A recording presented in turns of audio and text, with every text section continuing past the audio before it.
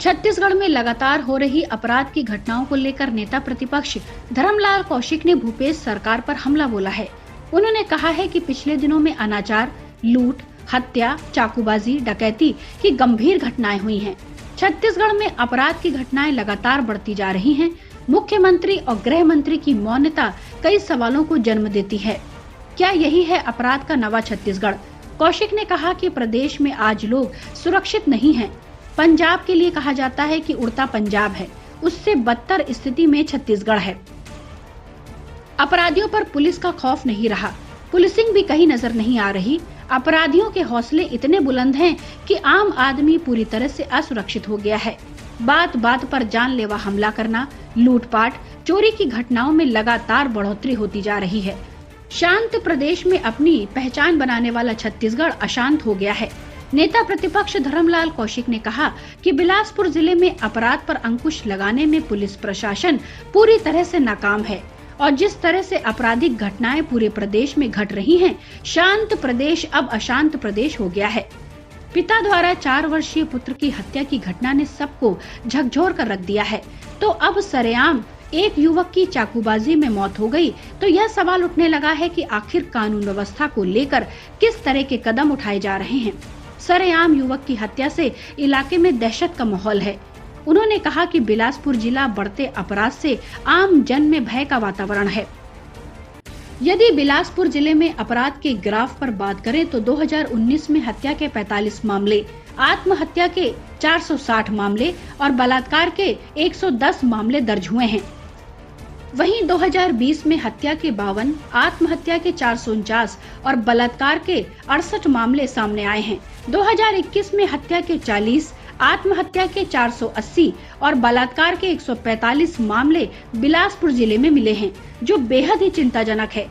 नेता प्रतिपक्ष धर्मलाल कौशिक ने कहा कि प्रदेश के मुख्यमंत्री और गृह मंत्री राज्यों के सभी जिलों में बढ़ते अपराध के लिए तत्काल समीक्षा बैठक करें, जिम्मेदार लोगों पर तत्काल कार्रवाई करें, तभी अपराध पर अंकुश लग पाएगा। धर्मलाल कौशिक ने राज्य सरकार को आड़े हाथों लेते हुए प्रदेश की भूपेश बघेल सरकार को युवाओं की कोई चिंता नहीं है, अपने ही किए वायदे से वह मुकर गई है। कांग्रेस ने अपने घोषणा पत्र में कहा था कि प्रदेश में सरकार बनने के पश्चात तत्काल प्रदेश के बेरोजगार युवाओं को सरकारी नौकरी और बेरोजगारों को 2500 रुपए बेरोजगारी भत्ता दिया जाएगा, जो आज तक नहीं दिया गया। राज्य सरकार ने अनेक वादे प्रदेश की जनता से किए, उनमें से आज तक कोई भी वादा पूरा नहीं किया। हर मोर्चे पर यह सरकार फेल हो चुकी है। ऐसी सरकार को पद पे रहने का कोई अधिकार नहीं है। Bureau report, public news. राष्ट्रीय बाल अधिकार संरक्षण आयोग ने सोमवार को मुंबई पुलिस से शिवसेना नेता आदित्य ठाकरे के खिलाफ प्राथमिकी दर्ज करने की मांग की है। आयोग ने कहा है कि उसे एक शिकायत मिली है, जिसमें आरोप लगाया गया है कि आदित्य ठाकरे ने आर्य जंगल को बचाने के लिए अपनी पार्टी के अभियान में कथित तौर पर बच्चों का इस्तेमाल किया है। शीर्ष बाल अधिकार निकाय NCPCR ने मुंबई पुलिस को जारी एक नोटिस में कहा कि उसे एक शिकायत मिली है, जिसमें आरोप लगाया गया है कि मुंबई जिला फुटबॉल संघ के अध्यक्ष आदित्य ठाकरे ने आर्य बचाओ प्रदर्शन और राजनीतिक अभियान के लिए शिवसेना की यूथ विंग युवा सेना के नाबालिगों का इस्तेमाल किया है। आदित्य ठाकरे ने ट्वीट कर लिंक भी साझा किया, जिसमें बच्चों को विरोध प्रदर्शन के हिस्से के रूप में हाथों में तख्तियां पकड़े हुए देखा जा सकता है। NCPCR ने कहा है कि उपरोक्त को देखते हुए आयोग आपसे अनुरोध करता है कि आरोपी व्यक्तियों के खिलाफ प्राथमिकी दर्ज कर मामले की तत्काल जांच की जाए। बता दें, मुंबई की गोरेगांव के आर्य कॉलोनी में मेट्रो शेड के निर्माण के लिए पेड़ काटे जाएंगे। उन पेड़ों को काटे जाने का विरोध शिवसेना कर रही थी। उस विरोध में आदित्य ठाकरे के नेतृत्व में कई नाबालिग बच्चों को तख्ती देकर प्रदर्शन में शामिल किया गया था। इसी का अब NCPCR ने संज्ञान लिया है। वहीं आदित्य ठाकरे द्वारा कार शेड को लेकर झूठ बोलने का मामला भी सामने आया है। कल प्रदर्शन के दौरान आर्य विरोध स्थल पर मीडिया से बात करते हुए शिवसेना नेता आदित्य ठाकरे ने कहा, यह मुंबई की लड़ाई है, जिंदगी की लड़ाई है। हमने जंगल के लिए, अपने आदिवासियों की रक्षा के लिए लड़ाई लड़ी। जब हम यहाँ थे तो कोई पेड़ नहीं काटा गया। हर रात नहीं, हर 3 से 4 महीने में एक बार कार शेड में मेंटेनेंस के लिए जाती हैं ट्रेनें। यहाँ यह ध्यान देने वाली बात है कि कुछ दिन पहले ही आदित्य ठाकरे सरकार में थे, उन्हें पूरी परियोजना के बारे में पता होना चाहिए था। फिर भी आदित्य ठाकरे ने कहा, मेट्रो ट्रेनों को 2 से 3 महीने में एक बार कार शेड में भेजा जाना है। इसी सवाल के जवाब में मेट्रोमैन ई श्रीधरन को फोन किया गया तो कुछ और सच्चाई सामने आई। इस सवाल के जवाब में मेट्रोमैन ई श्रीधरन ने कहा, यदि मेट्रो रेल का नेटवर्क बड़ा है तो उसे नियमित रूप से कार शेड में मेंटेनेंस के लिए ले जाने की आवश्यकता होती है। यदि छोटा है तो 2 दिन में एक बार। यह विजिट सुरक्षा प्रमाणन के लिए है, जिससे गुजरने के बाद ये ट्रेनें चल सकती हैं।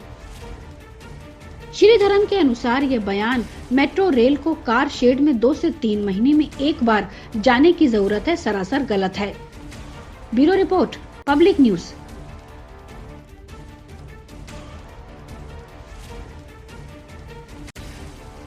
छत्तीसगढ़ में आईटी के रेड पर भाजपा कांग्रेस के बीच जबरदस्त सियासत चल रही है।